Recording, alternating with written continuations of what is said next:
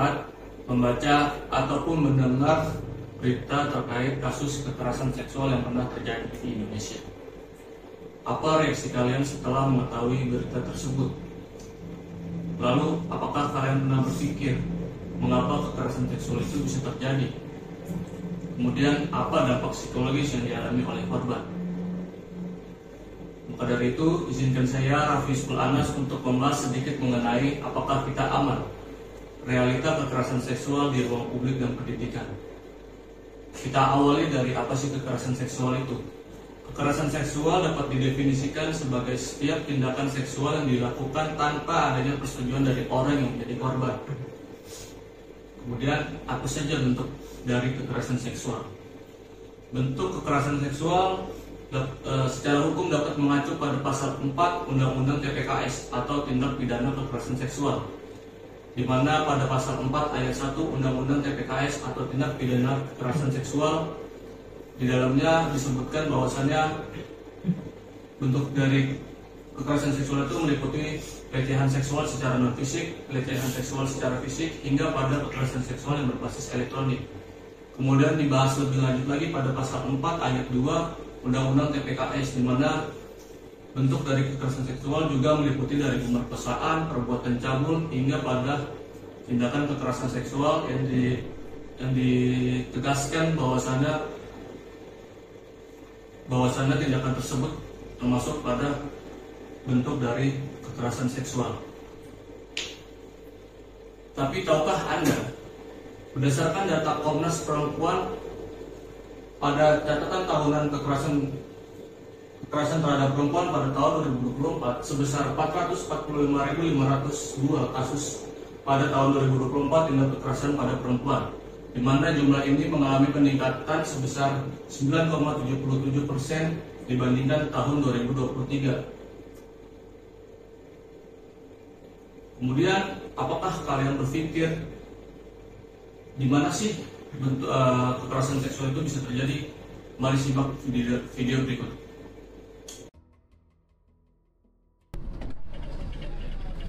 Iya, silakan Kak. Udah? Udah. Iya, soalnya saya baru pertama kali. Oh, betul. Iya. Sorry, udah itu tadi, aduh. Nggak dapat? Enggak, bukan tadi, aduh. Kenapa? Apes banget kayaknya hari ini ya. Oh my god. Dapat driver nggak di cancel mulu kali? Enggak, bukan. Tadi kan aku pas mau turun eskalator, Iya. aku nggak nyadar ada cowok di belakang aku. Oh. Celana belakang. Oh, itu pelecehan banget dong. Iya, terus aku tadi bilang sama ini pihak dari KAI, katanya kalau mau putar CCTV harus ke stasiun Juanda. Oh, lapornya di sana customer service-nya. Aduh, aku pusing banget. Aku pengen nangis. Ya udah, yang sabar aja. Minta tisu. Ambil aja. Terus aku tadi mau ke toilet nggak kebur. Ya udah, yang penting Kakak nggak diapa-apain kan? Iya, pantesan dia kayak aku turun eskalator kok dia. Aku pengen nangis. Dari kereta gitu? Iya, aku dari kereta, biasanya nggak pernah naik kereta. Oh.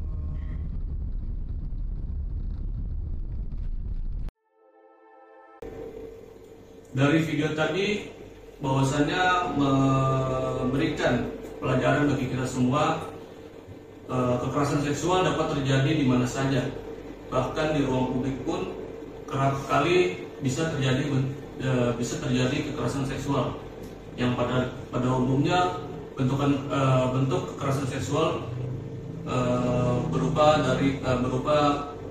pelecehan seksual. Di sisi lain, pada dunia pendidikan pun kekerasan seksual bisa saja terjadi.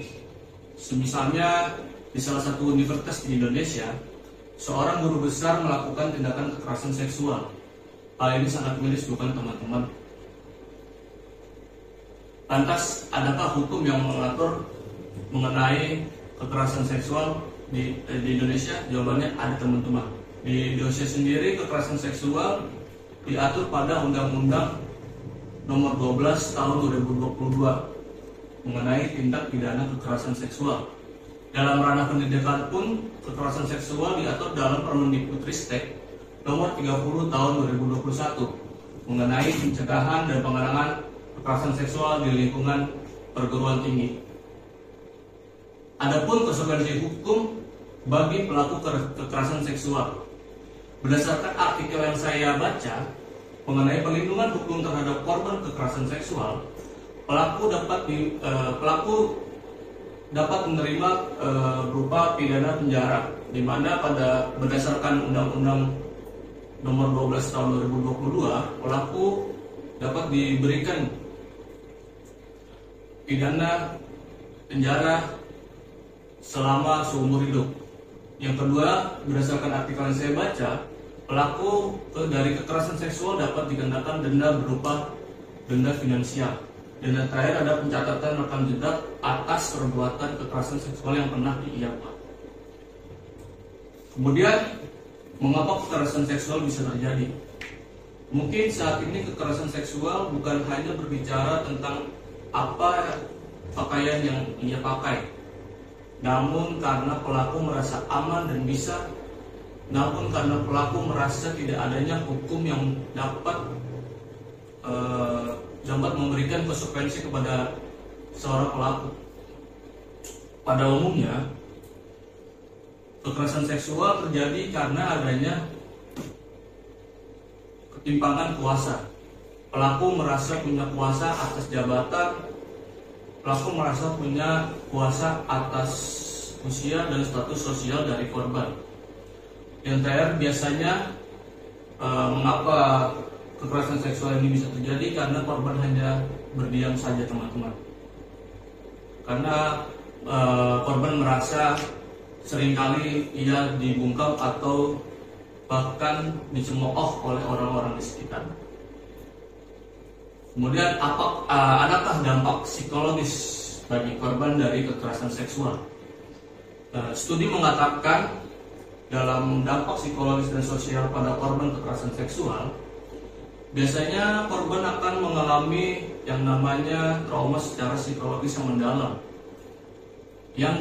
yang sangat berdampak pada ketika dia pasca setelah terjadinya dari tindakan kekerasan seksual. Efek dari psikologis yang lainnya itu korban akan merasa sangat depresi dan mengalami kecemasan yang berlebihan, teman-teman. Ada kutipan bagus dari seorang psikolog. Ia mengatakan bahwasannya trauma seksual bisa menetap selama bertahun-tahun jika tidak ditangani. Lalu peran kita apa saat ini? Yang pertama itu ada berani untuk melawan dan berani untuk berbicara mengenai tindakan kekerasan seksual. Mungkin belakangan ini kalian juga pernah menonton video mengenai bahwasannya ada seorang pria melakukan pelecehan di sebuah transportasi umum.